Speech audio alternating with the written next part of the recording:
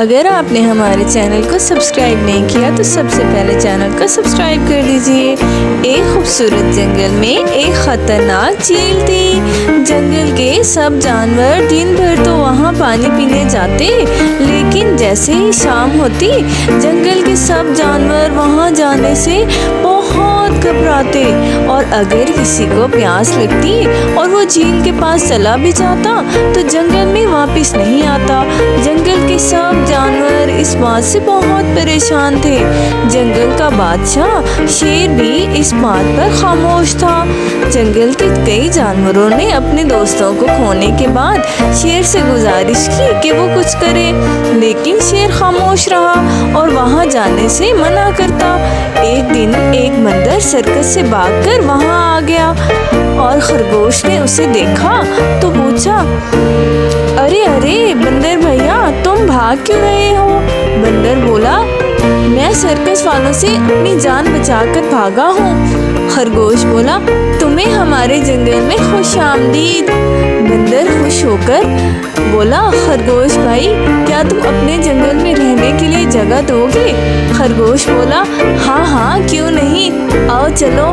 خرگوش نے اسے پورا جنگل دکھایا، لیکن اس جنگل کے جھیل کے بارے میں نہ بتایا۔ کچھ دن بندر خوشی سے جنگل میں رہا، لیکن ایک شام وہ جھیل پر پانی پینے گیا۔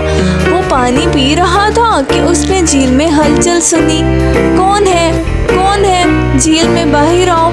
وہ چیز قریب آنے لگی تو بندر تھوڑا سا پیچھے ہو گیا، لیکن ڈرا نہیں۔ یہ تو ایک مگرمچھ تھا۔ وہ بندر کے پیچھے بھاگنے لگا۔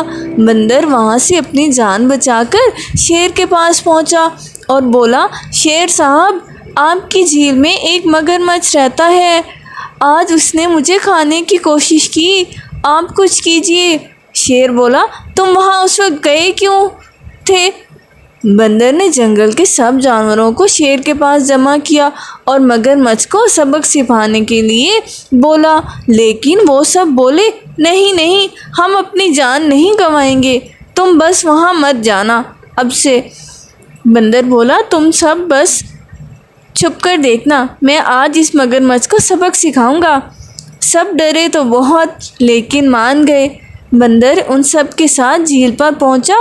وہ سب چھپے ہوئے تھے، لیکن پھر بھی بولے، یہ تو ایک پتھر ہے۔ بندر بولا، یہ پتھر ہے یا کوئی اور، ابھی پتہ چل جائے گا۔ اس نے وہاں ایک پھندا لگایا اور جھیل میں نہانے کے لیے چلا گیا۔